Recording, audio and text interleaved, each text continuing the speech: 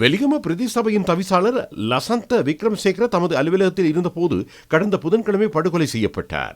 இனம் தெரியாத 2 துப்பாக்கிதார்கள் அவரை சுட்டுவிட்டு தப்பிச் சென்றனர். லசந்த விக்ரமசேகரவின் இறுதிக்கிரியைகள் நேற்று குடும்ப மயானத்தில் இடம்பெற்றன. இந்த படுகொலை தொடர்பான விசாரணைகள் போலீஸ் மா அதிபரின் பூரண கண்காணிப்பின் கீழ் பல போலீஸ் குழுக்கள் ஈடுபடுத்தப்பட்டு மேற்கொள்ளப்படுகின்றன. மேல் தெற்கு பிராந்திய சிரேஷ்ட பிரதி போலீஸ் மா அதிபர்கள், சிரேஷ்ட பிரதி போலீஸ் மா அதிபர்கள், குற்றப்புலனாய்வு திணைக்களம், அரச புலனாய்வு சேவை, போலீஸ் விசேட அதிரடிப்படை, பிரதி போலீஸ் மா அதிபர் கொழும்பு பிராந்தியம், மேற்கு பிராந்திய பிரதி போலீஸ் மா அதிபர் ஆகியோர் கூட்டாக இணைந்து விசாரணைகளை ஆரம்பித்துள்ளனர். இதன் அடிப்படையில் அனுராதபுரம் கக்கிராவ பகுதியில் சந்தேக நபர்கள் மறைந்திருப்பதாக தகவல்கள் கிடைத்துள்ளன.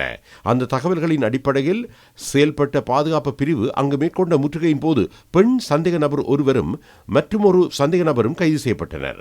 போலீசாருடன் ஏற்பட்ட கைகலப்பில் ஒரு சந்தேக நபர் தப்பிச் சென்றதுடன் நாடு முழுவதிலும் விசேட முற்றுகைகள் மேற்கொள்ளப்பட்டன. இதன் அடிப்படையில் வெலிகம பிரதேச சபையின் தவிசாளர் லசந்த விக்ரமசேகர படுகொலையுடன் தொடர்புடைய துப்பாக்கிதாரி மகரகம நாவின்ன பகுதியில் வைத்து நேற்று மாலை கைது செய்யப்பட்டார். விசேட விசாரணைக்குழு, போலீஸ் விசேட அதிரடிப்படையினர், அரச புலனாய்வு பிரிவு அதிகாரிகள் உட்பட போலீஸ் குழுக்கள் கூட்டாக முன்னெடுத்த நடவடிக்கையின் பயனாக துப்பாக்கிதாரி கைது செய்யப்பட்டார். இதே நேரம் வெலிகம பிரதேச சபையின் தவிசாளரின் படுகொலைக்கு துணை போன மேலும் 2 சந்தேக நபர்கள் காலியில் வைத்து கைது செய்யப்பட்டனர்.